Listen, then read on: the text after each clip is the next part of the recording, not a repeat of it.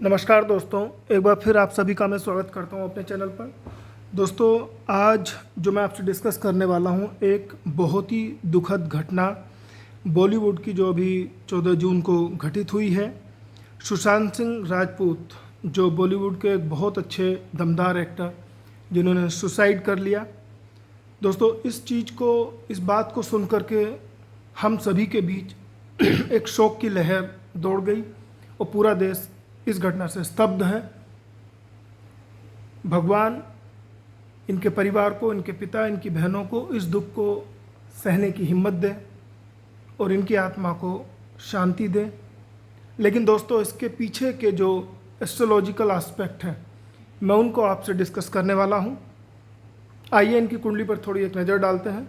सुशांत सिंह राजपूत का जन्म 21 जनवरी 1986 को हुआ, 11:56 दोपहर को, और पटना इनका जन्म स्थान रहा। दोस्तों, ये जो कुंडली है, इसके अकॉर्डिंग जो मैंने स्टडी किया है, बहुत सारे और लोगों ने भी, एस्ट्रोलॉजर्स ने इसको खोजा है, बताया है। तो मेरे अकॉर्डिंग जो ये कुंडली बनती है, मेष लगन की ये कुंडली है। अगर आप देखें, इसमें कारक ग्रह मंगल, सूर्य, चंद्रमा और बृहस्पति हैं, मैंने लिखा हुआ है। और यहाँ पर बृहस्पति के आगे मैंने नीच का लिखा हुआ है। यहाँ पर चूँकि 10वें घर में बृहस्पति नीच का है, ये आप अच्छे से देख सकते हैं। जो लोग एस्ट्रोलॉजिकल सर्वे करते हैं उनको ये चीज़ पता होगी। सम इनका शनि है, लेकिन शनि 8वें घर में बैठता है, जो डेथ हाउस है, और यहाँ पे ये मारक हो जाते हैं। और 2 ग्रह इनके शुक्र और बुध, ये भी मारक हैं। अब देखते हैं दोस्तों कि इनकी कुंडली का एक विश्लेषण करते हैं। चंद्रमा इनके धन स्थान में है और चंद्रमा उच्च का होकर के बैठा है वृष राशि का। ये जो चंद्रमा है, इसका मतलब यह है कि धन, कुटुंब, वाणी से ये परिपूर्ण होंगे।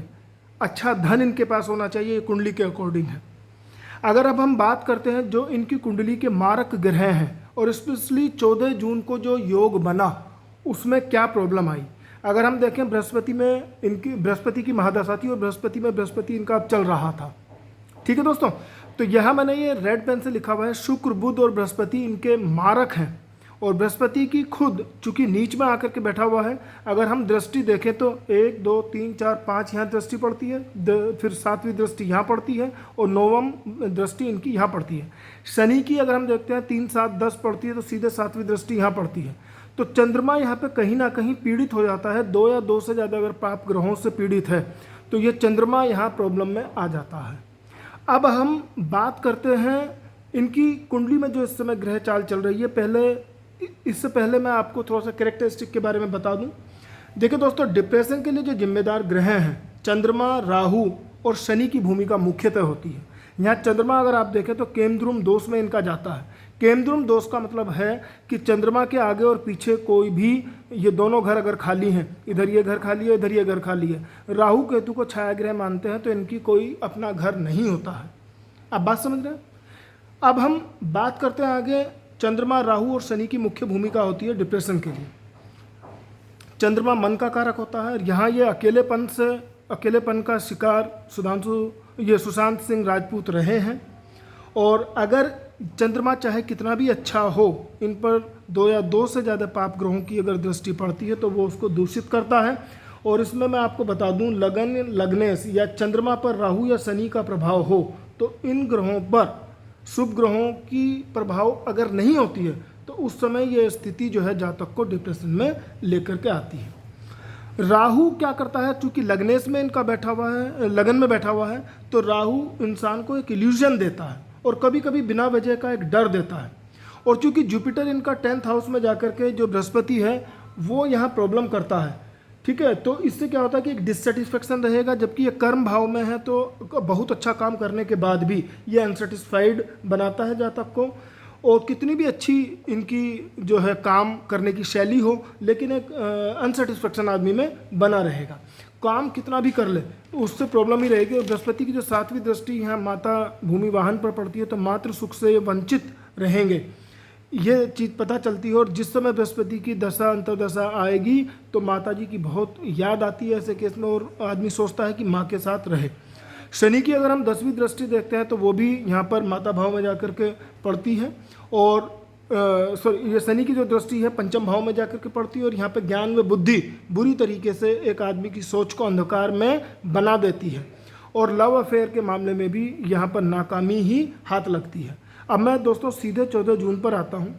यहाँ पर बृहस्पति की महादशा में बृहस्पति की ही अंतर्दशा थी, राहु की प्रत्यंतर दशा थी, और उसके बाद में यहाँ सूक्ष्म दशा शनि की थी और प्राण दशा उस दिन शुक्र की थी। अगर आप देखें बृहस्पति यहाँ नीच का है, ये मैंने बता ही दिया है। उसके बाद में राहु इनकी कुंडली का मारक है, वो मारक बना हुआ तो जो इल्यूजन क्रिएट करता है, जो प्रॉब्लम सोचने में जो एक आदमी की सोच को जो संकीर्ण करता है, वो राहु का इफेक्ट था। अगर हम शनि की बात करें, शनि यहाँ मृत्यु तुल्य कष्ट देता है, आदमी के हर काम में ऑब्स्टेकल, रोड़ा अटकाने वाली चीज़ें आदमी को लगती हैं, होती हैं उसके साथ में। और अगर हम और दूसरी शनि की 10वीं दृष्टि जब पंचम भाव पर पड़ती है तो आदमी का ज्ञान भी बिल्कुल ख़त्म हो जाता है। हालांकि सुशांत सिंह राजपूत बहुत ही अच्छी प्रतिभा के धनी रहे हैं, वो एक इंजीनियरिंग ग्रेजुएट करते करते रह गए, लेकिन डीसी में मैंने सुना है उनकी 7th रैंक थी। और जो ये प्राण दशा शुक्र की है, शुक्र भी इनकी कुंडली में मारक है। आप अच्छे से देख लीजिए कि शुक्र भी मारक है और शुक्र की जो प्राण दशा है उसी से ये सारी प्रॉब्लम हुई। तो मैं थोड़ा सा इस चीज़ को अभी कंसाइज करके आपको बता दूं। चंद्रमा पर देखें शनि की दृष्टि खराब पड़ी हुई है, मारक ग्रह है, और दूसरा फिर राहु की नीच की दृष्टि इस पर पड़ी हुई है। चंद्रमा खुद केंद्रुम दोष बना रहा है, और लग्न में राहु और केतु एक, अगर आप देखें लग्न में यहाँ राहु केतु के नक्षत्र में है और यहाँ केतु राहु के नक्षत्र में है। तो इस तरीके से आप देखते हैं कि इस दशा में नीच के गुरु और उनकी अंतर्दशा में राहु, प्रत्यंतर दशा में फिर जाकर के ये शनि और सूक्ष्म दशा जो प्राण दशा है मार्केश शुक्र की पड़ती है।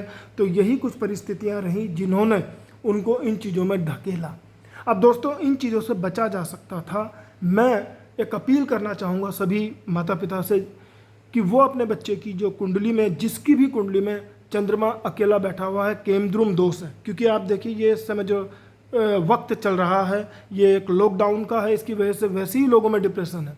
और अगर चंद्रमा अकेला आपकी कुंडली में बैठ जाता है, चाहे वो कितना भी स्ट्रोंग हो, कितना भी अच्छा हो, 2 या 2 से ज़्यादा पाप ग्रहों की अगर उस पर दृष्टि पड़ रही है इस समय, आप ध्यान दीजिएगा। मैं उन सभी माता पिता को कहना चाहता हूँ वो अपने बच्चे की कुंडली का विश्लेषण अच्छे से कराएं और देखें अगर ऐसी स्थिति बनती है तो अपने बच्चों को आप अकेला ना छोड़ें, उन पर ज़बरदस्ती अपनी एस्पिरेशंस को ना थोपें। और भी रास्ते हैं जिंदगी जीने के, जीवन जीने के। आप अकेलेपन का शिकार अपने बच्चों को ना होने दें। मैं सभी पेरेंट्स से रिक्वेस्ट करूंगा, बहुत ही ज़्यादा ये संकट की घड़ियां हैं इस समय। आप देखें अभी फिर एक सूर्य ग्रहण आने वाला है 21 जून को, जो वैसे ही भारी पड़ेगा और कुछ ना कुछ ऐसी घटनाएं घटेंगी, कुछ बड़ी पर्सनैलिटीज़ के साथ कुछ ना कुछ अनहोनी ज़रूर होगी।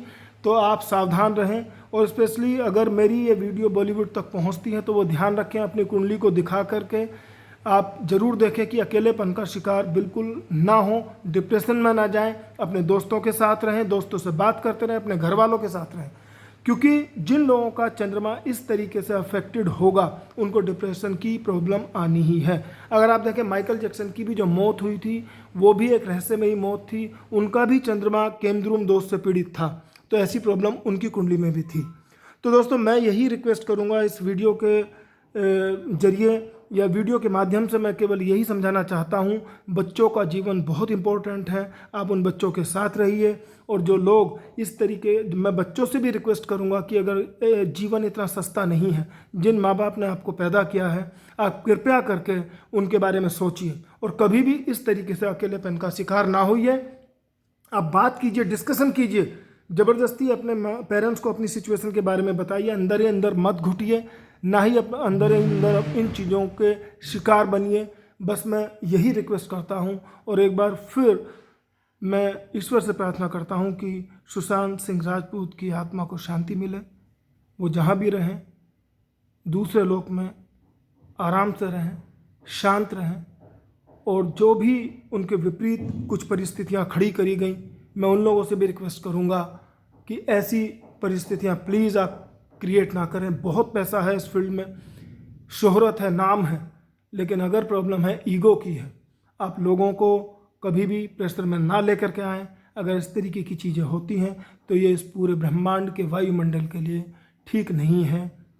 मैं केवल इन्हीं शब्दों के साथ अपनी वाणी को विराम दूंगा। नमस्कार, जय गुरुदेव।